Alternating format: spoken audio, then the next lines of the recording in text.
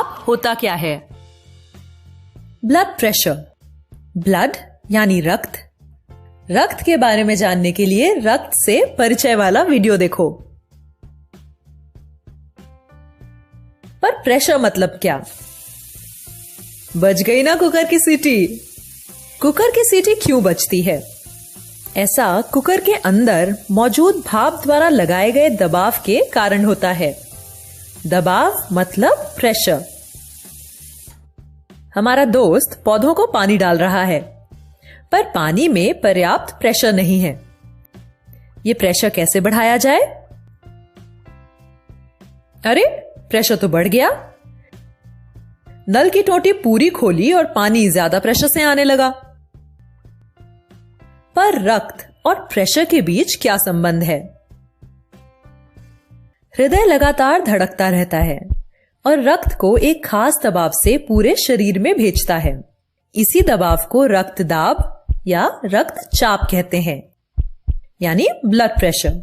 और इसी के कारण पूरे शरीर में ऑक्सीजन और अन्य पोषक पदार्थ पहुंचाए जाते हैं।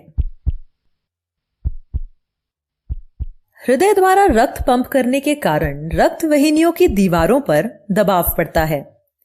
इसी दबाव से ब्लड प्रेशर नापा जाता है।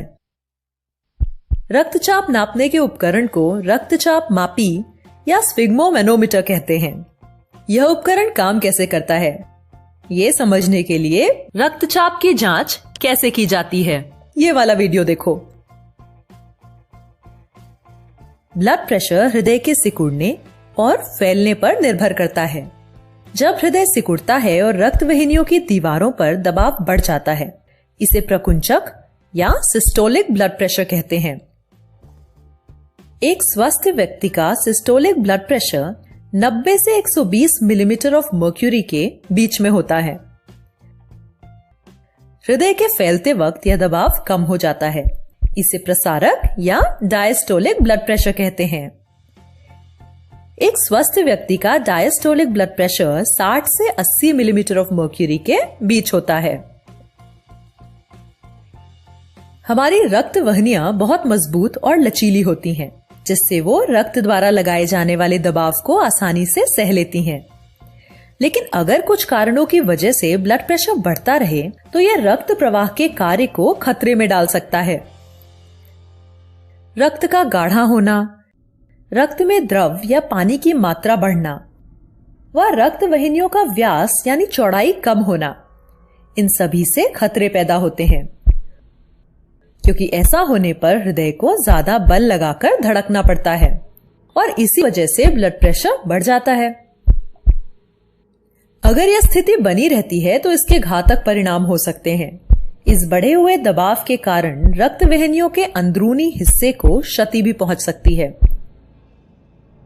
इस क्षति के कारण सूजन हो जाती है और उस जगह पर सफेद रक्त कोशिकाएं जमा हो जाती हैं।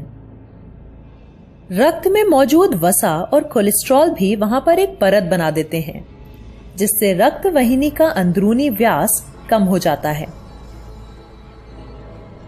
रक्त वाहिनी का अंदरूनी व्यास कम होने से क्या होता है, ये समझने के लिए चलो इस पाइप को देखते हैं। इस पाइप का मुंह इस तरह थोड़ा बंद कर दें तो पानी पहले जितना ही निकलता है, लेकिन उसका दबाव बढ़ जाता है और इसी तरह रक्तचाप यानी ब्लड प्रेशर भी बढ़ जाता है। अगर यह स्थिति बनी रहती है तो इससे रक्त प्रवाह प्रभावित होगा। रक्त प्रवाह रुक जाने से इन भागों को ऑक्सीजन और पोषक तत्व कैसे मिलेंगे? ऑक्सीजन की कमी से ये भाग मरने लगेंगे।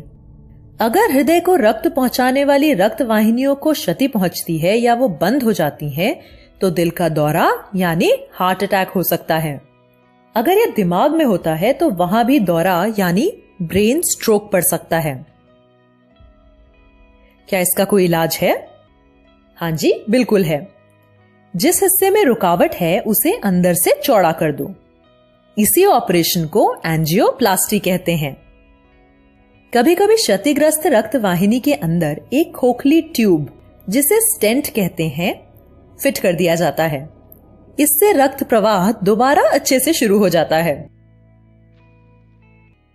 अगर तुम्हारा रक्तचाप ज्यादा है तो तुमको कुछ सावधानियां बरतनी होंगी। ज्यादा नमकीन खाने, मिठाई और तले हुए खाने से दूर रहना। गुस्से और चिंता पर नियंत्रण करना। ज्यादा तनाव से दूर रहना और समय समय पर अपने डॉक्टर से सलाह लेते रहना। साथ ही ब्लड प्रेशर की नियमित जांच, कसरत और पर्याप्त नींद लेना।